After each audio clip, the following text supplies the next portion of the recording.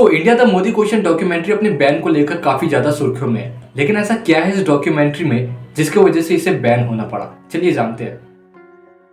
Meanwhile, India has now slammed the recently broadcast British documentary on the Indian Prime Minister. Now the centre has tightened its grip over the BBC documentary on Prime Minister Narendra Modi.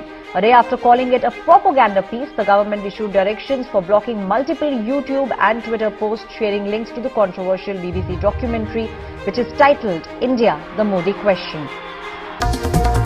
तो एक documentary है BBC की और उसको कर दिया गया है इस देश में ban.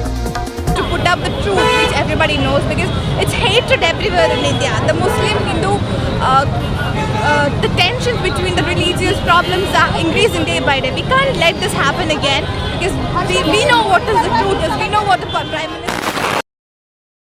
India the Modi question Indian prime minister Narendra Modi और उनके मुस्लिम माइनॉरिटी के साथ रिलेशनशिप के बारे में बीबीसी द्वारा बनाई गई 2023 की 2 पार्ट डॉक्यूमेंट्री सीरीज है। फर्स्ट पार्ट मोदी के अर्ली पॉलिटिकल करियर और 2002 में गुजरात दंगों में उनके रोल को कवर करता है, और जो तब हुआ था जब वो गुजरात के सीएम थे। और ये बीबीसी द्वारा फाउंड डॉक्यूमेंट्स को डिस्कस करता है, जिसमें यूके गवर्नमेंट की एक रिपोर्ट भी शामिल है जिसमें कहा गया है कि गुजरात में वायलेंस ने जातीय सफाई के सभी संकेत दिखाए।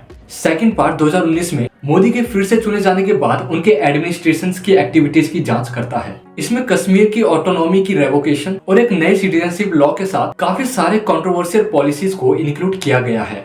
इसमें न्यू लॉ के अगेंस्ट में वायलेंट रिस्पॉन्स और 2020 के दिल्ली दंगों के बाद के परिणाम को भी दिखाया गया है। इंडियन गवर्नमेंट ने इसे प्रोपेगेंडा डिस्क्राइब करते हुए इसकी स्क्रीनिंग पर बैन लगा दिया है।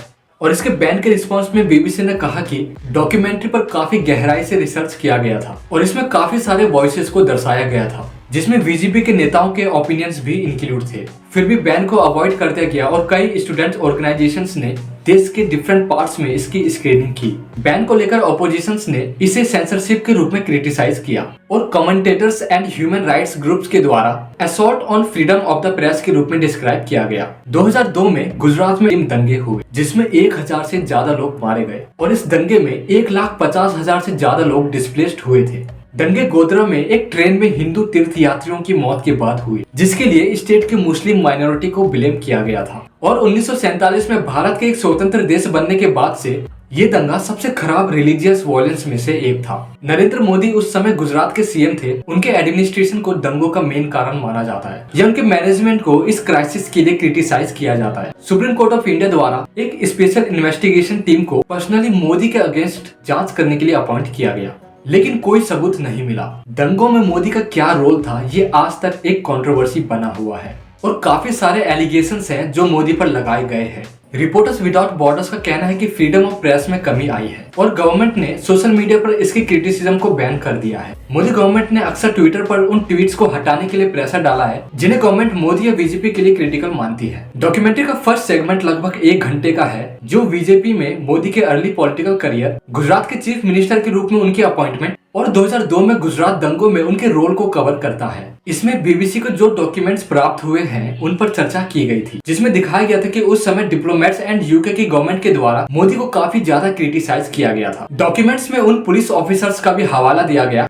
जिन्होंने कहा कि पुलिस को स्टेट गवर्नमेंट के दबाव से लोगों की हेल्प करने से रोका गया और रिलीफ फंड्स की डिस्ट्रीब्यूशन के लिए रिलीजियस बायस देखा गया। उस समय यूके के फॉरेन सेक्रेटरी जैक स्ट्रॉ को ये कहते हुए दिखाया गया है कि गंभीर दावे थे कि मोदी पुलिस की एक्टिविटीज को रिस्ट्रिक्ट कर रहे थे और हिंदू एक्सट्रीमिस्ट्स को मौन रूप से प्रोत्साहित कर रहे थे। इस डॉक्यूमेंट्री का सेकंड पार्ट 24 जनवरी 2023 को रिलीज किया गया और ये भी 1 घंटा लंबा था। 2019 में मोदी के फिर से चुने जाने के बाद उनके एडमिनिस्ट्रेशन की एक्टिविटीज की जांच करता है। ये कश्मीर की ऑटोनॉमी को रेवोकेट करने और एक नए सिटीजनशिप लॉ के साथ कई सारे कंट्रोवर्शियल पॉलिसीज की जांच करता है। इसमें नए लॉ के अगेंस्ट में सिक्योरिटी फोर्सेस के वायलेंट रिस्पॉन्स को भी दिखाया गया है और 2020 में दिल्ली दंगों में मारे गए लोगों के फैमिली मेंबर्स के इंटरव्यूज भी लिए गए। फर्स्ट पार्ट को 17 जनवरी और सेकंड पार्ट को 24 जनवरी को बीबीसी के द्वारा रिलीज किया गया था और इंडिया में ये ब्रॉडकास्ट होने के लिए शेड्यूल्ड नहीं था। The Indian ministry of information and broadcasting ने डॉक्यूमेंट्री को प्रोपेगेंडा बताया,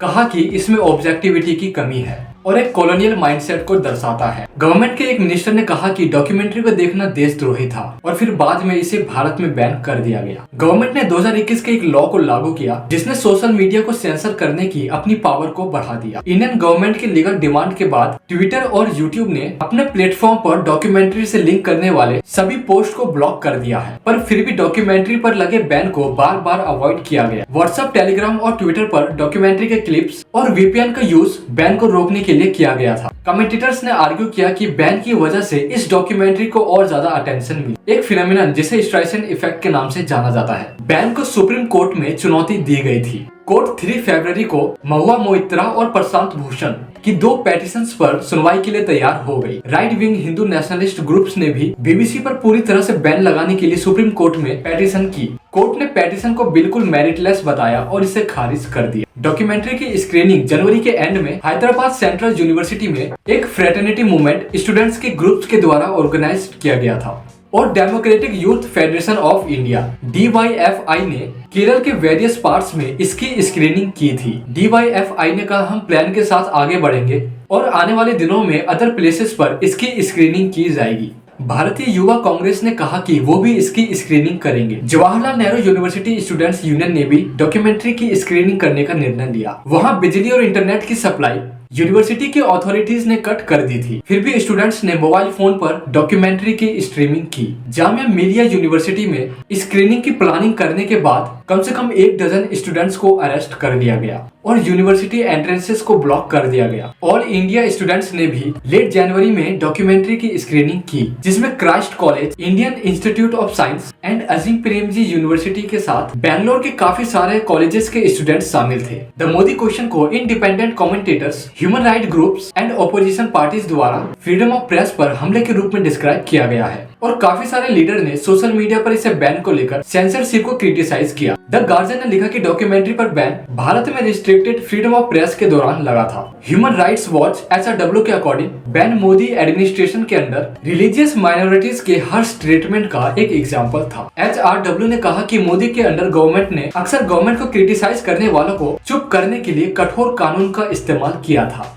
डॉक्यूमेंट्री के फर्स्ट पार्ट के रिस्पांस में 300 से ज्यादा इंडियन फॉर्मर जजेस, ब्यूरोक्रेट्स एंड सोल्जर्स ने एक स्टेटमेंट जारी किया, जिसमें भारत के प्रति अनरिलेंटिंग हॉस्टिलिटी के लिए बीबीसी को क्रिटिसाइज किया गया। 500 से ज्यादा इंडियन स्कॉलर्स ने बैन को क्रिटिसाइज करते हुए एक पेटिशन पर साइन किया, जिसमें कहा गया कि ये भारतीयों के रूप में हमारे समाज और सरकार के बारे में महत्वपूर्ण जानकारी तक पहुँचने और उन पर चर्चा करने के हमारे अधिकारों का उल्लंघन करता है। न्यूयॉर्क टाइम्स के एडिटोरियल ने बैन को मोदी द्वारा फ्रीडम ऑफ प्रेस के सप्रेशन का मोस्ट रिसेंट एग्जाम्पल बताया। फरवरी 2023 में income tax department of India ने मुंबई और दिल्ली में बीबीसी के ऑफिसेस को टारगेट किया। खोजबीन 14 फरवरी को शुरू हुई और 3 दिनों तक चली। एम्प्लॉयज के फोन्स और लैपटॉप की तलाशी ली गई। कमेंटेटर्स ने इसे डॉक्यूमेंट्री के रिटेलिएशन के रूप में देखा। रिपोर्टर्स विदाउट बॉर्डर्स ने कहा कि Indian income tax department raids documentary की रिलीज के लिए रिप्राइजल की तरह देखते हैं और इंडिपेंडेंट मीडिया पर शिकंजा कसने के मोदी गवर्नमेंट के प्रयासों की निंदा की। अब ये देखा जाना बाकी है कि क्या इंडिया में ये डॉक्यूमेंट्री फिर से रिलीज होगी या नहीं।